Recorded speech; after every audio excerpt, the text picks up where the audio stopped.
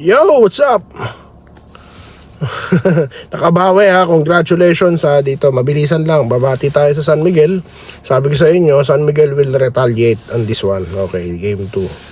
At balita ko, nagwagayway daw ng puting si coach chat ha. Panoorin ko ng kabuuan bago tayo maglabas ng mga analysis ha. Okay.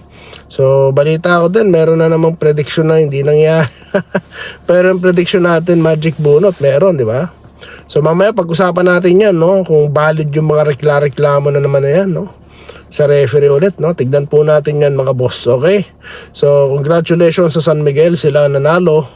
At back to 0 para sa akin yan. Dahil sino makakuha ng game 3, pa rin, deciding pa rin, ha?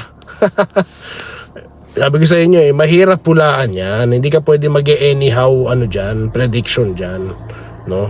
Mahirap yan sabihing mananalo yung ganito, hindi, because you never know kung sino yung swerte sa shooting, no? Okay, or kaninong shooting ang gagana.